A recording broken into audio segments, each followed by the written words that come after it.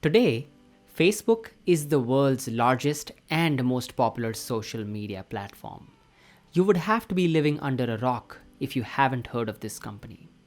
However, not a lot of people know that Facebook also owns other successful and widely used social media companies, including Instagram, Messenger, WhatsApp, and Oculus.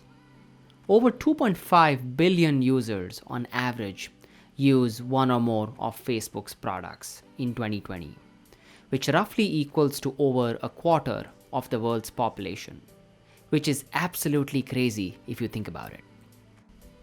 In this video, we will talk about how Facebook was founded, its brief history so far, its revenue model, and its potential future that lies ahead. So let's get started.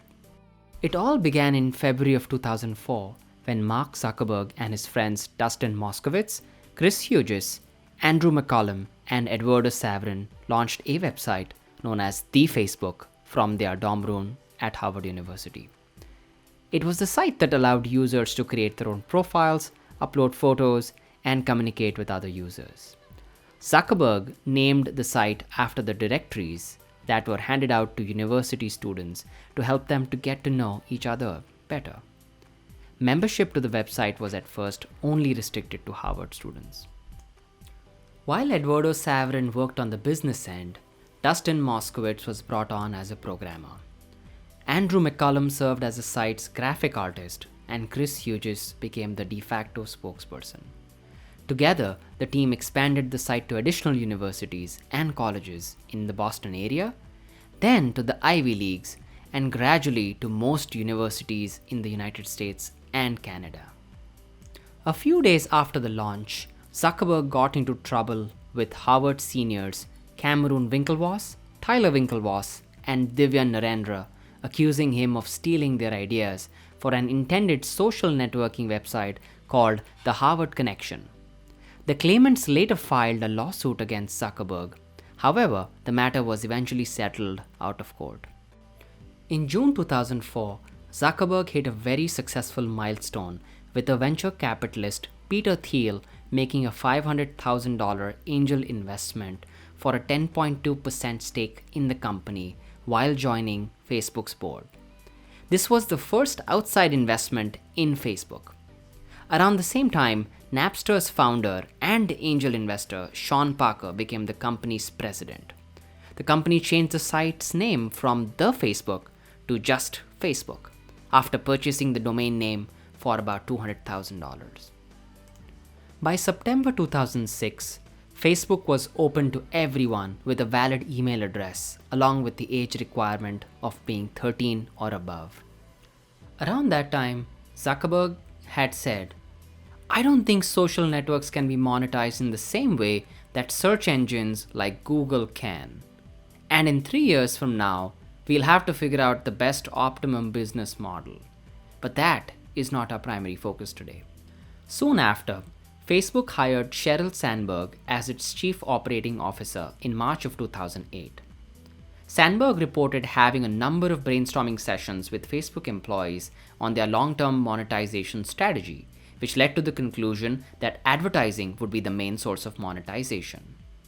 Under her leadership, Facebook made a number of changes to its advertising model with the aim of achieving profitability. And in September 2009, Facebook stated that it had turned cash flow positive for the first time ever. Facebook had been going viral, and by 2009, it had become the world's most used social media service. And all along the way, it kept on launching new features like the Facebook Photos, videos, the like button, the support for its mobile apps, a brand new ad platform, and many other things that became instant hits. In 2011, Facebook went on to launch its second biggest product, the Messenger, which is a messaging app that allowed users to send messages to individual friends as well as a group of friends, and also exchange photos, videos, and their user location. This app was available for Android as well as iPhone and became an instant success. Moving on, 2012 was a watershed moment in Facebook's history. By early that year, Facebook disclosed that its earnings had reached almost 1 billion in the previous year, when its revenue, which was mainly from advertising, had hit 3.7 billion.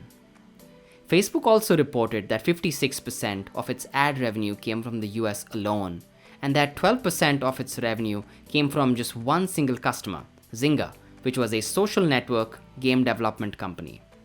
More than 1 billion users were active on Facebook by then.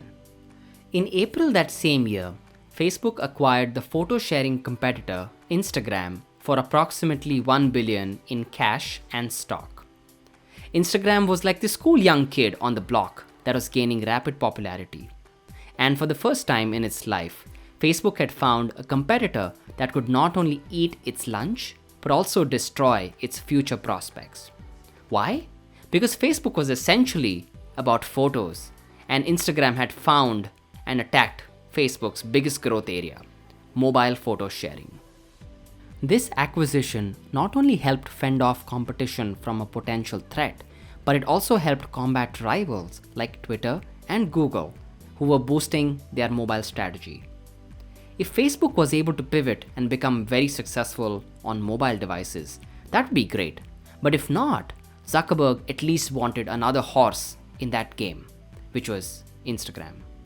And finally came that moment on May 18, 2012, when Facebook held its IPO, or initial public offering.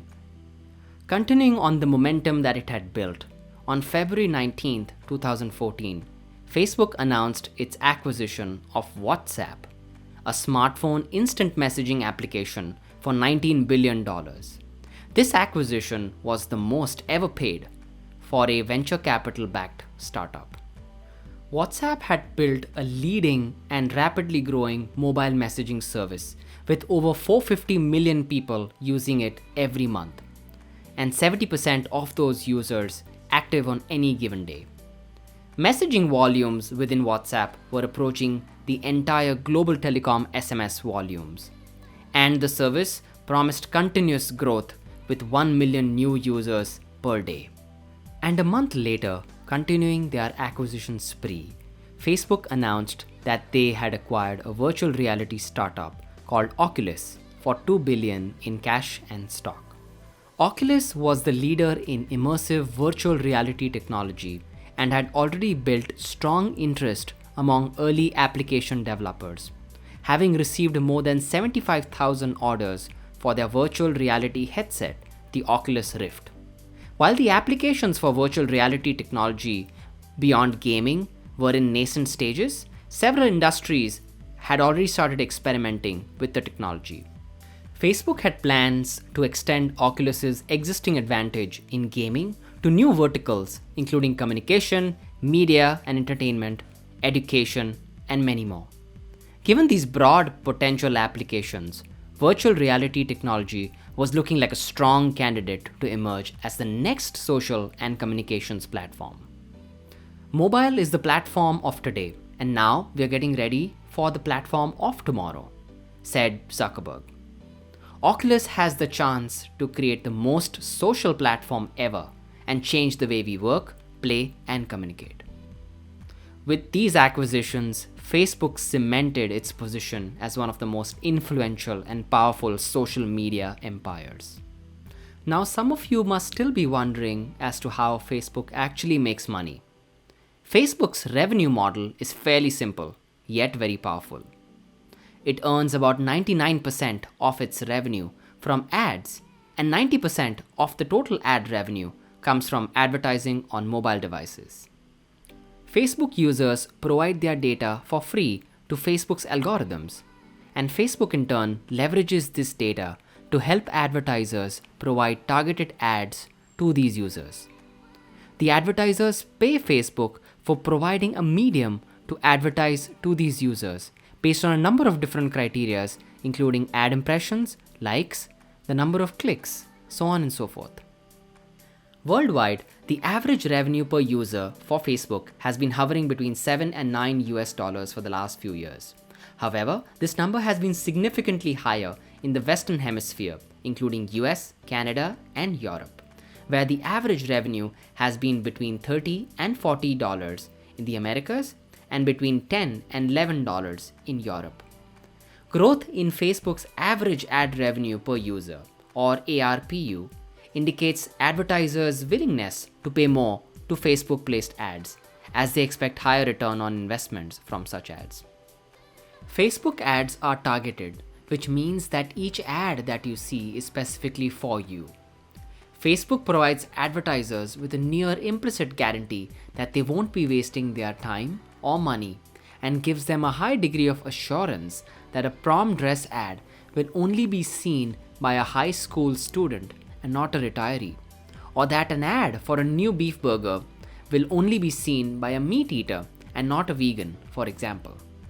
What really makes Facebook and its ecosystem of products so valuable can be attributed to a concept of network effects, and Facebook can be said to have a very strong network effect. In simple terms, what it means is that the value of Facebook increases as more users start using it. And with the addition of each new user, the value of Facebook increases even more for all of its existing customers. Over time, this network effect has resulted in a positive feedback loop, bringing in more users, allowing Facebook to become the world's largest social media company with over 2.5 billion monthly active users. Outside of network effects, Facebook has developed additional intangible assets. Unlike any other online platform in the world, Facebook has accumulated data about everyone with a Facebook or an Instagram account. Facebook has its users' demographic information. It knows what and who they like or dislike. It knows what topics or news events are of interest to them. And it also knows its users' browsing history on many non-Facebook sites and applications. It can thus offer this rich data to advertisers to post more effective targeted ads, resulting in high return on investments, or ROI. With higher ROI, more advertisers jump on board, allowing Facebook to further monetize the network. As Facebook grows its user base and collects more rich data, this virtuous cycle keeps on continuing. So what does the future look like for Facebook? No one can say with absolute 100% certainty, but Facebook should continue to benefit from an increased allocation of marketing and advertising dollars towards online advertising, more specifically social networks and video ads, where Facebook is especially well positioned. Also, the proliferation of the internet and social media apps in developing countries are a significant tailwind. The Facebook app, along with Instagram, Messenger, and WhatsApp, are amongst the world's most widely used applications on both Android and iPhone smartphones. Facebook is taking steps to further monetize its various apps by providing interactive video ads.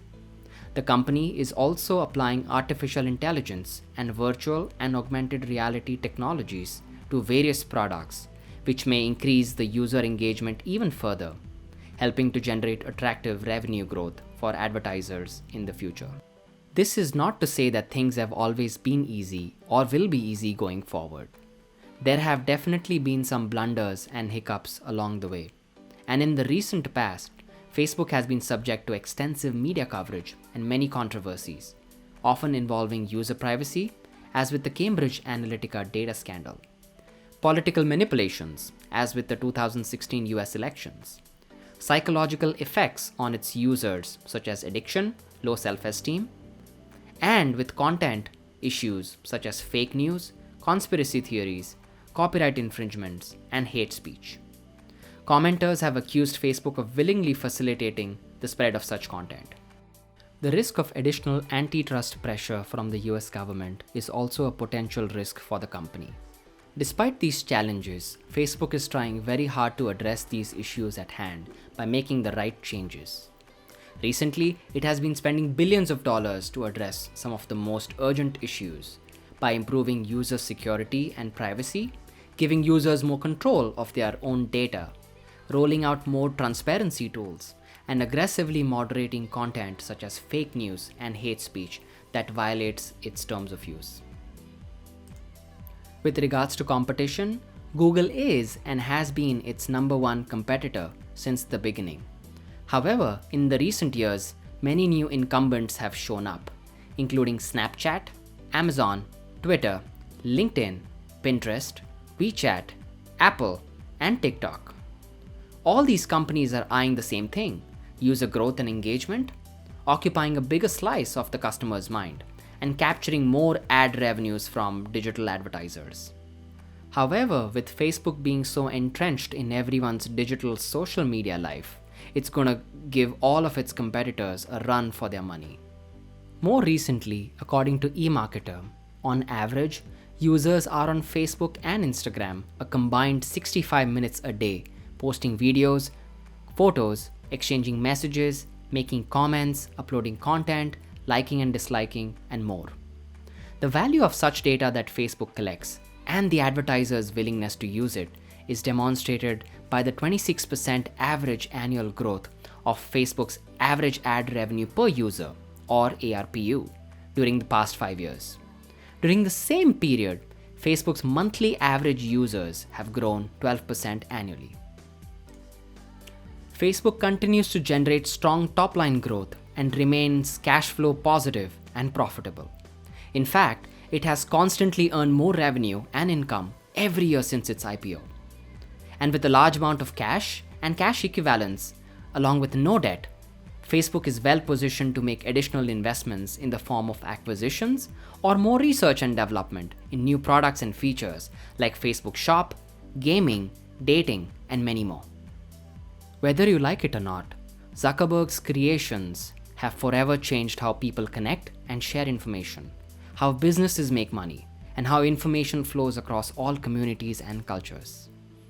As long as Facebook can successfully retain and grow its large user base, improve its products continuously, keep users highly engaged, and use its data strategically while addressing all risks sensibly, it should continue to dominate the world of online social media.